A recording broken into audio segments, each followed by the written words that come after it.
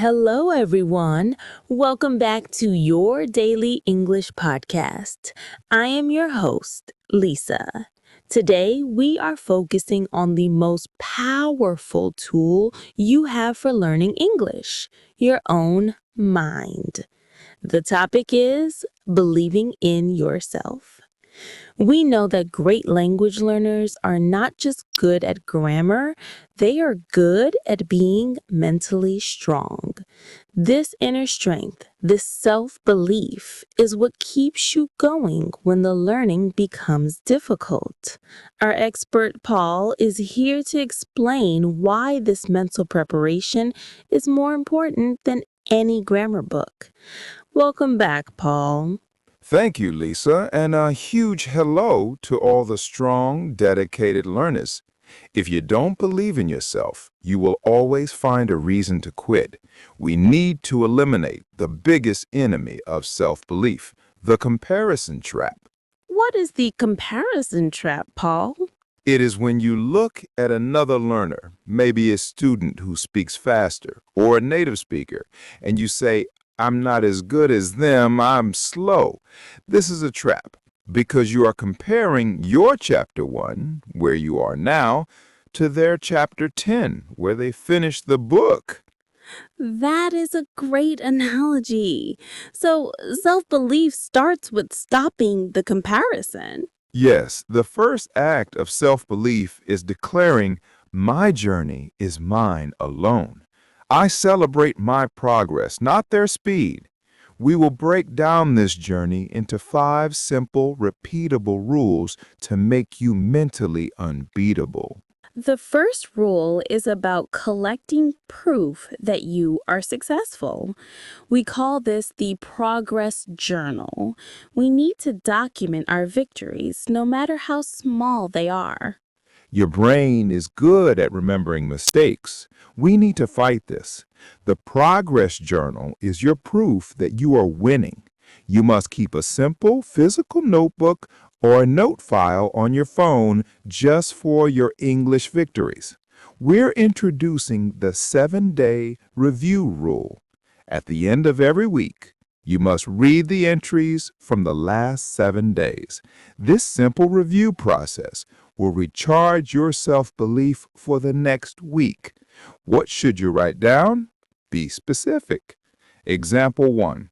Vocabulary victory. I used the difficult word immediately correctly in a sentence today. Example 2. Listening victory. I watched a short video about the news and I understood the main idea without subtitles. Example 3. Courage victory. I asked for directions in English and the person understood me perfectly, even though I felt nervous. Example 4. Writing victory. I wrote a full, correct email to my English teacher. This is about collecting facts. When the inner critic says you are failing, you can open the journal and say, no, here is the proof that I am successful. A vital question to ask yourself every night is, what is one small English achievement I can record in my journal right now?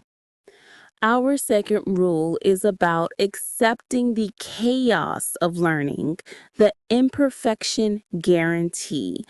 This means we promise ourselves that making mistakes is essential, not terrible. Think of yourself as a scientist. When a scientist tries an experiment and it fails, they do not cry and quit. They say, interesting, I learned what not to do. A mistake is not an ending, it is just a step. We need to change how we react when someone corrects us. We introduced the rephrase strategy. Speaker corrects you. An example, you said I go instead of I went. Your immediate reaction, stop, smile, and say, thank you for the correction. The rephrase, immediately say the corrected sentence again, clearly and slowly. Example, oh yes, I went to the store. I will remember that. Thank you.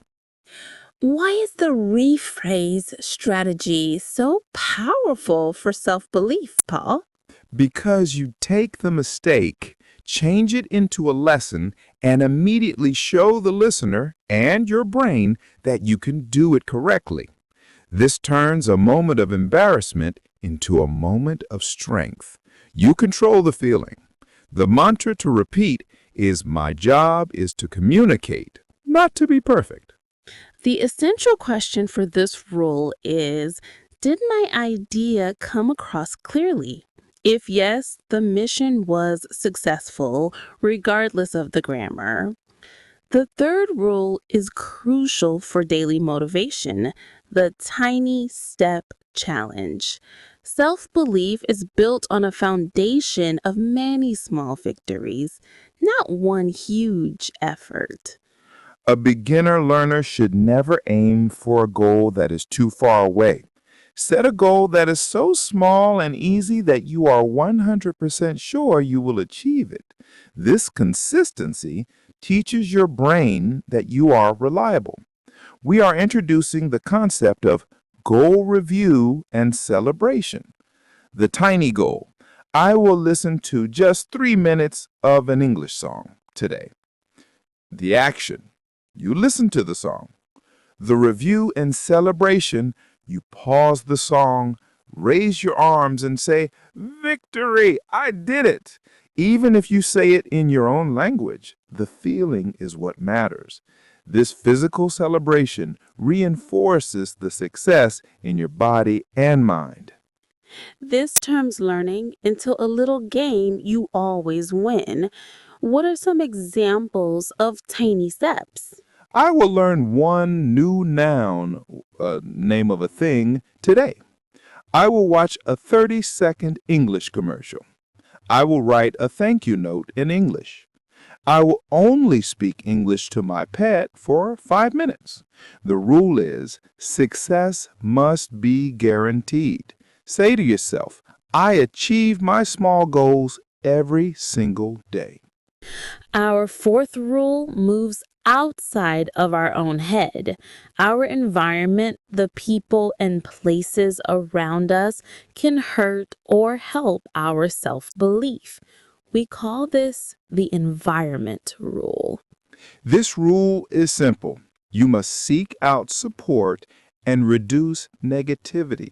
We need to identify two types of people. The energy drainer. This is a person who laughs at your mistakes, tells you English is too hard, or always compares you to others. The energy giver is a person who encourages you, is patient with your mistakes, and celebrates your small victories. So, what is the action here, Paul? You must spend less time with the energy drainers and more time with the energy givers. Self-belief is fragile at the start. You need a supportive bubble around you. Furthermore, dedicate a specific physical space for your English study. This could be just one chair, one corner of a table, or a specific library desk. When you sit there, your brain knows, this is where I succeed. This dedicated space is an anchor for your self-belief. The phrase is, I choose supportive people and places. A simple question to evaluate your environment is, do the people around me make me feel smarter or smaller? Choose the ones that make you feel smarter. Paul, this has been an incredibly deep and actionable guide. We have the 5 pillars of self-belief. 1. Progress journal. Record successes to counter the inner critic. 2. Imperfection guarantee. Mistakes are lessons. Use the rephrase strategy. 3. Tiny step challenge. Set small, achievable goals for guaranteed victory. 4. Environment rule. Choose supportive people in study spaces. Remember, believing in yourself is an action, not a feeling. You have all the tools you need right now to become a successful English speaker. Your homework is set your tiny step challenge for tomorrow. Make it so small that you cannot possibly fail. Write it down, achieve it, and then write it in your progress journal. You are your own hero. Thank you for listening to your Daily English podcast. We hope you feel powerful and ready to achieve anything. Until next time, be brave and keep speaking. Bye.